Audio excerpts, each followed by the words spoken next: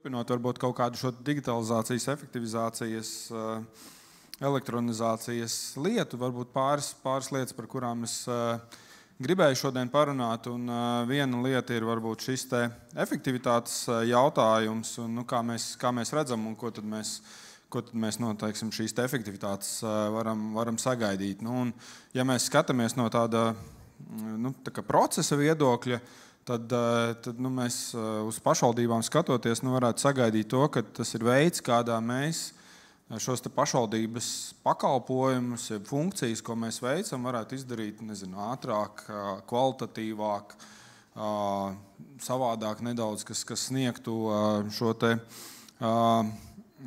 efektu. Un es ļoti bieži šo te vienu piemēru stāstu par pirmsskolas pieteikumiem, kāpēc tas ir tāds ļoti izcils piemērs tam, kā ar kaut kādiem tehnoloģiskiem rīkiem var panākt ļoti augstu efektivitāti. Un es varbūt nedaudz pastāstīšu, kur ir tā sāls. Tad, ja mēs runājam par šo te procesu, kā pašlaik bērnu vecāki piesaka bērnus pirmsskolas iestādei, tad pašlaik liela daļa pašvaldību pašvaldību bērnu vecāki var izdarīt elektroniski. Un tas labums visā tajā procesā ir tāds, ka tātad nevis tas fakts, ka viņi to var izdarīt elektroniski, vienkārši aizpildot elektroniski šo pieteikumu, bet tas labums slēpjas tajā, ka tas viss process, tās visas sistēmas ir tā saintegrētas, saslēgtas, ka tanī brīdī, kad viņš pilda to pieteikumu, tad mēs saprotam, viņam tas bērns ir priekšā ar to viņa personas kodu, to bērnu, mēs jau zinām, ka tas personas kods ir pareizais. Mēs vienlaicīgi varam pārbaudīt reģistros, vai tas vecāks ir deklarēts, vai tas bērns ir deklarēts pašvaldībā. Restīt tātad maksimāli veikt šīs pārbaudas, un plus tas, ko mēs izdarām, ja tas, ko sistēma izdara, tātad viņa šo te iedzīvotāju iesniegumu, šo te vecāku iesniegumu, viņi ieliek pirmsskolu reģistrā, un attiecīgi tur jau viņš stāv. Tas nozīmē, ka principā mēs šo pirmo soli, šo pieteikuma soli, esam izgājuši pilnībā neiesaistoties pašvaldības darbiniekam. Un tas ir, varbūt tas superīgais, tas piemērs, ka tātad mēs kaut kādu vienu daļu esam izpildījuši.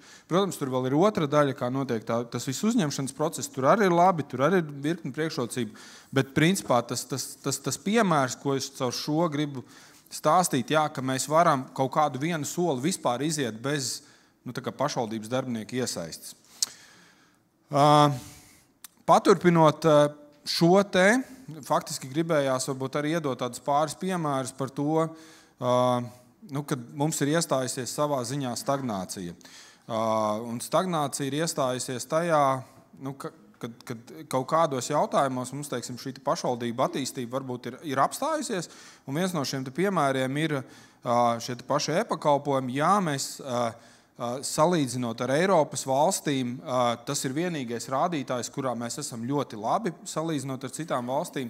Tas ir, šo te publiskās pārvaldes digitālo pakalpojumu lietošana. Bet, ja mēs skatāmies tā detaļās, tad mēs saprotam, ka to visu, vismaz pašvaldību kontekstā, to visu procesu izvalka pāris pakalpojumi.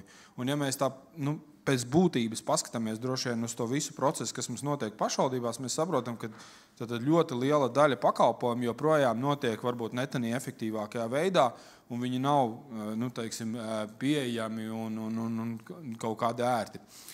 Vēl viena lieta, kas ir svarīga, paturpinot tēmu par dažādiem pašvaldību izdevumiem un to, cik mēs varam uzlabot kaut kādus procesus, ir tāda lieta kā mājokļu pabalsts.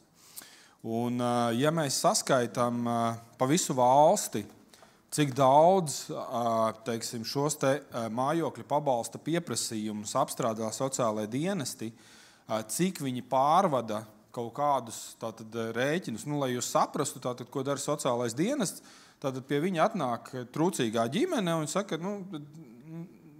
nepieciešama palīdzība, un attiecīgi, ko tad sociālais darbinieks dara, viņš paņem šo te komunālo rēķinu, kurā mēs visi saprotam, ka tur ir, rindiņas 5-10, un tad tas sociālā dienesta darbinieks, viņš šo rēķinu tad ņem un pārklabina iekšā savā sistēmā.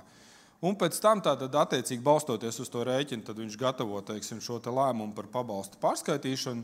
Tas pabalsts tiek pārskaitīts, un pēc tam vēl tas viss tiek, teiksim, tā informācija tiek nodot otrajā pusē pakalpojumā sniedzējiem par to, kāda pabalsti ir saņemta. Respektīvi, tad ir salīdzinoši administratīvi sarežģīts process, kā tikai šis viens mājokļu pabalsta process, kā tiek laists un cik, teiksim, viņš ir sarežģīti. Un tas, kas ir tas būtiskākais šajā, ja mēs paņemam tikai šo vienu procesu, kas ir ļoti apjomīgs, un ja mēs viņu transformējam digitāli, tad tas, ko mēs varam iegūt kā minimums 1 miljonu eiro ieguvumu uz visām pašvaldībām runājot, teiksim, tīri atvieglojot šo te procesu. Tas ir ļoti liela summa, tātad, ko mēs varam iegūt. Protams, ka tā nav tiešā veidā, teiksim, kā ieņēmums, ko mēs ieraudzīsim uzreiz pašvaldības kontā, bet tas ir caur to, ka tātad mēs samazinām šo darba slodzi, tā skaitā pašvaldības sociālā dienesta darbiniekiem. Tātad, tas ir viens no tādiem. Vēl viena lieta, vēl viens piemērs, mēs ar pašvaldībām daudz runājam par elektronizāciju un to, kā mums ir jāvirzās no papīra dokumentiem uz teiksim, digitālu dokumentu apstrādi, digitālu dokumentu apriti, uz to, kā procesi savā starpā ir jāsaslēdz un jāsaintegrē.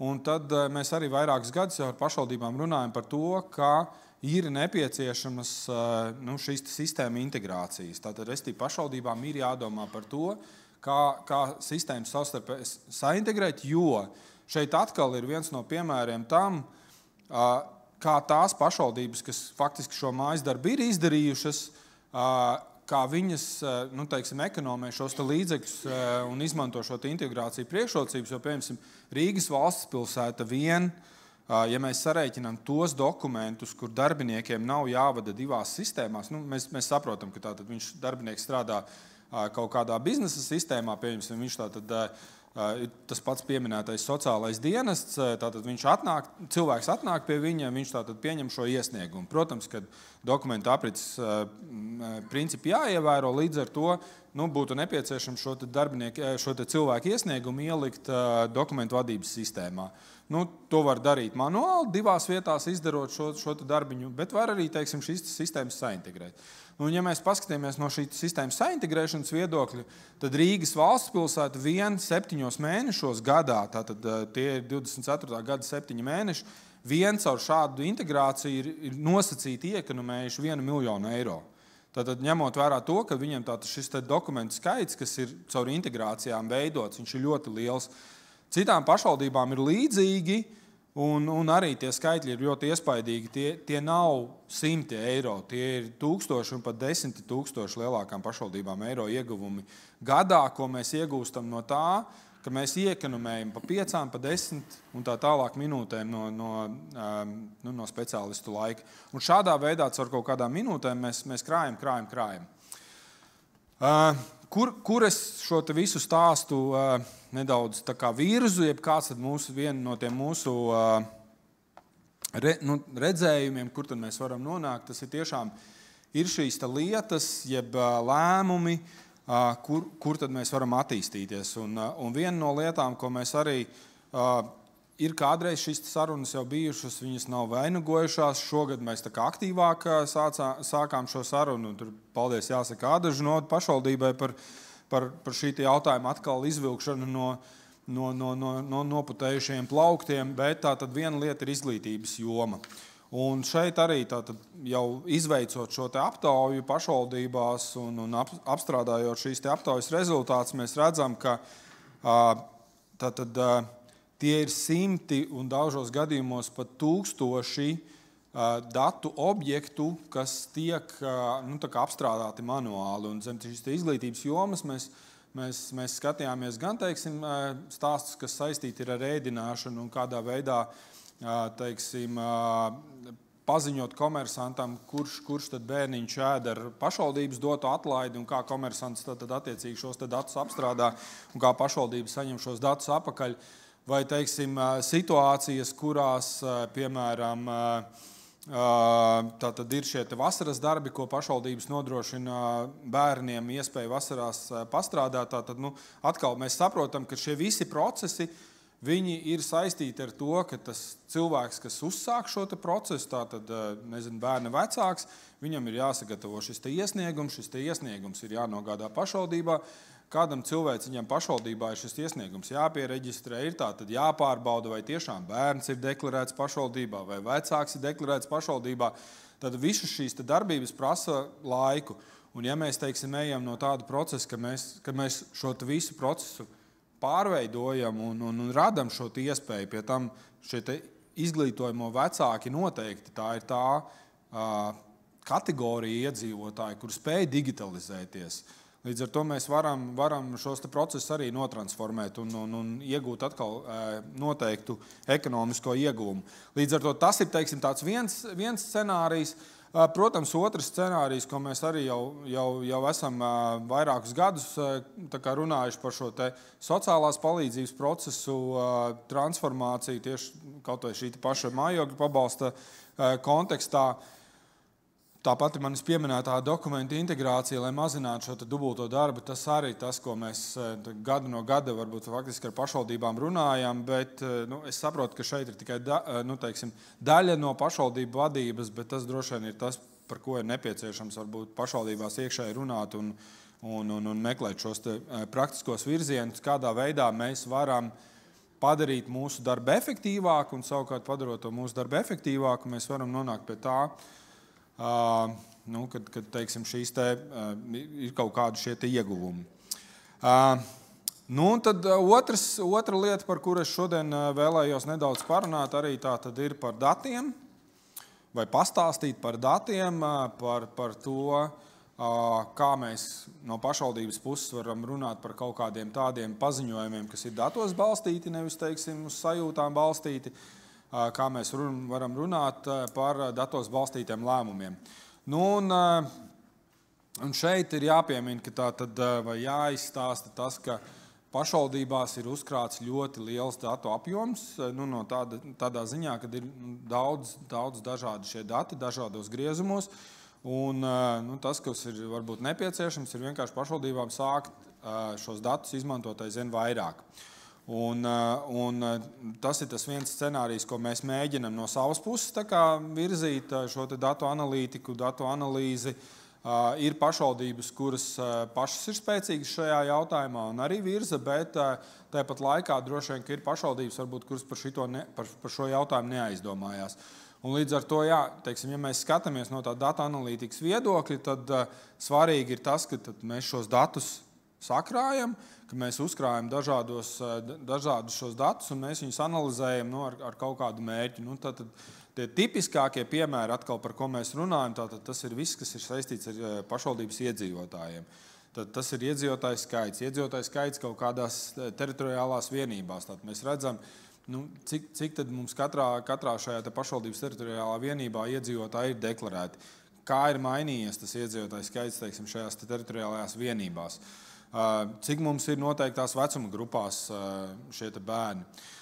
Nākamais jautājums, tad joprojām dienas kārtībā ir izglītības iestāžu reforma, ja tā varētu teikt, jeb izglītības reforma par to, jeb izglītības iestāžu tīkla pārskatīšana. Tātad, vai mums ir kaut kādi šie pamatotie dati, kā mēs varam operēt ar šiem datiem.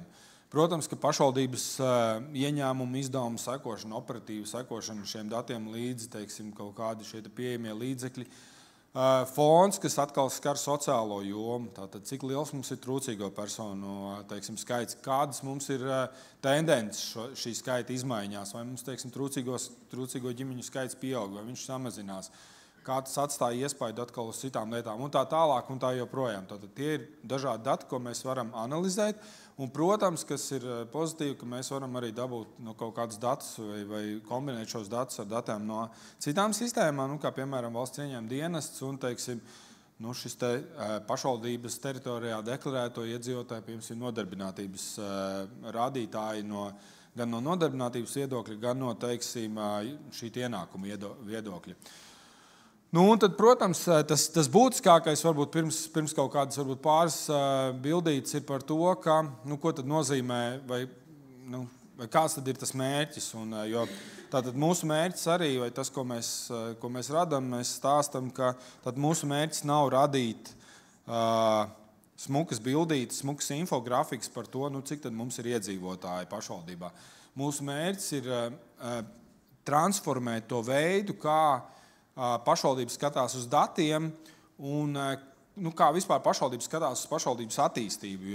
Jo es ļoti bieži lietoju šos salīdzinājumu, ka, teiksim, ka pašvaldības vadība, viņa ir kā, ja tā varētu teikt, kā kuģa kapteiņi, kuri stūrē vienu lielu kuģi. Un viņiem šajā kuģa vadīšanā ir svarīgi pieņemt šos lēmumus, uz kuru pusi tad mums pagriezt to kuģi, vai ko mums ar viņu darīt ar šo kuģu kustību. Un līdz ar to, teiksim, šie dati iedod to pamatojumu varbūt šīm darbībām, kas tad pašvaldības vadītājiem būtu jādara, uz kuru pusi tad tas kuģis būtu vienā vai otrā gadījumā jāpagriež. Un tie dati iedod šo pamatu, bet svarīgs ir tas, ka balstoties uz tiem datiem mēs pieņemam kaut kādu šo lēmumu, un pēc tam mēs skatāmies, kādas ir tās lēmumu pieņemšanas sekas, vai mums tā situācija vienā vai otrā sfērā ir uzlabojusies. Un tad te ir vienkārši nesaredzamas bildītes, bet cipariņi, bet ideju, es domāju, kad var nolasīt. Tātad, piemēram, zilie stabiņi tātad raksturo, piemēram, izglītības iestādē X izglītojamo skaitu pa gadiem. Tātad, ja mēs redzam, ka 20. gadā mums bija 145, tad šajā mācību gadā mums vairs ir tikai 96. Tātad, faktiski neizbēgami konkrētā izglītības iestāde, tātad samazinās šis iedzīvotāju skaits. Ja mēs vēl saliekam to kopā ar apakšējiem zaļajiem stabiņiem, kur ir iedzīvotāju struktūra noteiktā šajā teritorijā, kur mēs redzam, ka vienkārši mums attiecīgi ļoti samazinās šis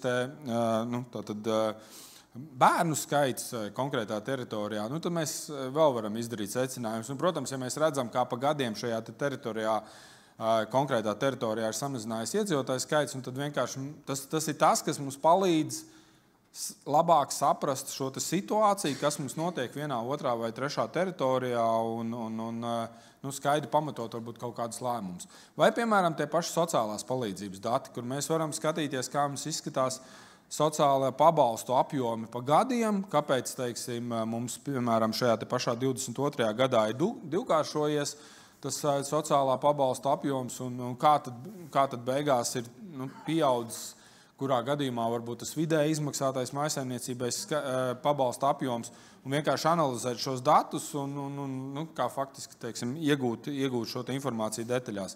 Plus, protams, skatīties, kas mums notiek vispār pašvaldībā saistībā ar, piemēram, trūcīgo ģimeņu skaitu, maznodrošināto ģimeņu skaitu, jo katram no šīm iedzīvotāju grupām tad var atšķirties šis pabalstu apjoms.